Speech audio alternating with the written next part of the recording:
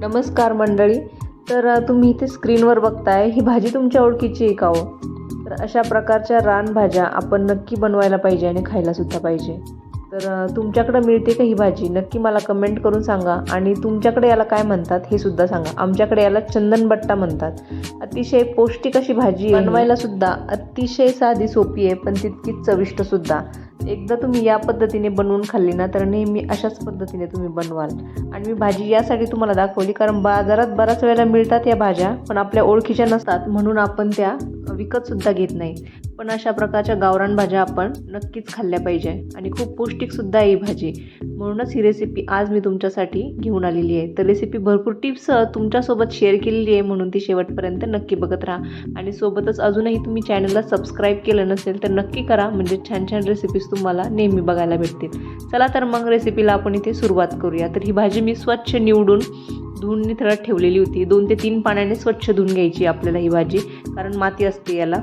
तर इथे कढाईमध्ये मी 2 पळ्या तेल घालून घेतलेले आणि त्याच्यामध्ये हिरवी मिरची, लसूण, जिरे मिक्सरला छान फिरवून घेतले 2 ते 3 चमचे आणि ते मी याच्यामध्ये घातले. तर मी वापरलेल्या मिरच्या जास्त तिखट नाही आहे, तर तुम्ही तुमच्या आवडीप्रमाणे थोडंफार इथे तिखटाचं प्रमाण कमी जास्त करू शकता तुमच्या आवडीप्रमाणे.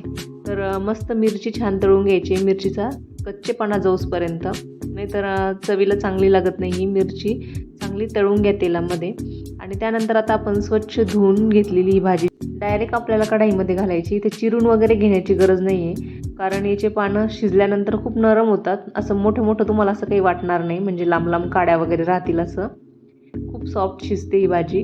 आणि अशा प्रकारे चांगल्या व्यवस्थित आपल्याला ही तेलामध्ये छान परतवून घ्यायची या मिरचीसोबत.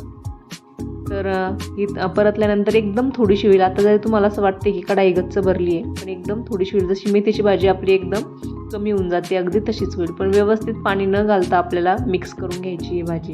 तर तुम्ही इथे बघू शकता तेलामध्ये चांगल्या प्रकारे आपण ही भाजी छान परतवून घेतलेली आणि एकदम कमी झालेली आहे ही भाजी. तर चांगल्या प्रकारे मिक्स झाल्यानंतरच आपल्याला याच्यामध्ये चवीपुरतं मीठ टाकून घ्यायचं आहे. आणि तुम्ही ते गॅस फुल जरी ठेवला तरी चालणार आहे. तर मीठ टाकून चांगल्या प्रकारे आपण आता हे मिक्स करून घेतो इथे. आणि मिठाचं जे पाणी सुटतं ना, तर याच्यामध्येच ही भाजी चांगल्या प्रकारे शिजते. आपल्याला वरतून पाणी वगैरे घालायची गरज नाही. तर तुम्ही बघू शकता किती पाणी सुटलं आहे या भाजीला. त्याच्यामुळे वरतून पाणी घालू नका. जर तुम्ही घातलं तर भाजीची चव इथे बिघडू शकते. या पद्धतीने जर तुम्ही भाजी बनवली तर झटपट तर बनतेच, पण शिवाय तितकीच चविष्ट सुद्धा. अगदी गावरान चव आहे या भाजीची. आणि चांगल्या प्रकारे शिजल्यानंतर आता याच्यामध्ये मी 3 चमचे दाण्याचा कूट घातलेला आहे. तर तुम्ही बघू शकता एकदम जाडसर दाण्याचा कूट आहे, म्हणजे त्याच्यामध्ये काही अर्धे शेंगदाणे सुद्धा आहेत. तर अशा प्रकारे तुम्ही थोडंसं दाण्याचा कूट घातला ना तर खूपच छान लागतो.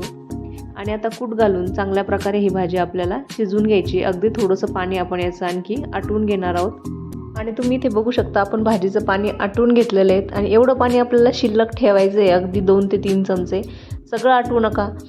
काय होतं, अशा प्रकारे थोडंसं पाणी राहिलं ना तर भाजी खायलासुद्धा त्याची चव आपल्याला पूर्ण अनुभवता येते. अगदी जर तुम्ही खूप कोरडी केली ना तर खायला चांगली लागणार नाही. आणि चेक करून घ्यायचं आहे भाजी शिजली की नाही. शिजून जाते एवढ्या वेळात, म्हणून एवढं 2 ते 3 चमचे पाणी आपल्याला या भाजीला राहूच द्यायचं आहे. आणि मस्त ही गरमागरम भाजी आपली इथे बनवून तयार झालेली तुम्ही बघू शकता. दिसताना अगदी मेथीच्या भाजीसारखी दिसते. खूपच चविष्ट बनते ही भाजी. अतिशय साध्या सोप्या पद्धतीने आपली ही मस्त चटकदार अशी ही चंदनबट्ट्याची भाजी बनवून तयार झालेली. तुम्ही बघू शकता दिसताना अगदी मेथीच्या भाजीसारखी दिसते.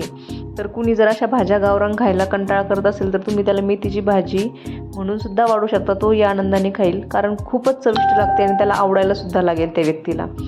तर लहान मुलांना सुद्धा नक्की आपण अशा प्रकारच्या भाज्या द्यायला सुरुवात केली पाहिजे, म्हणजे त्यांना खाण्याची ती आवड लागते. तर नक्की या पद्धतीने तुम्ही ही चंदनबट्ट्याची भाजी बनवून बघा आणि मला कमेंट करून सांगा की तुम्हाला ही रेसिपी कशी वाटली. पुन्हा भेटूया अशाच नवीन रेसिपीसोबत. तोपर्यंत नमस्कार.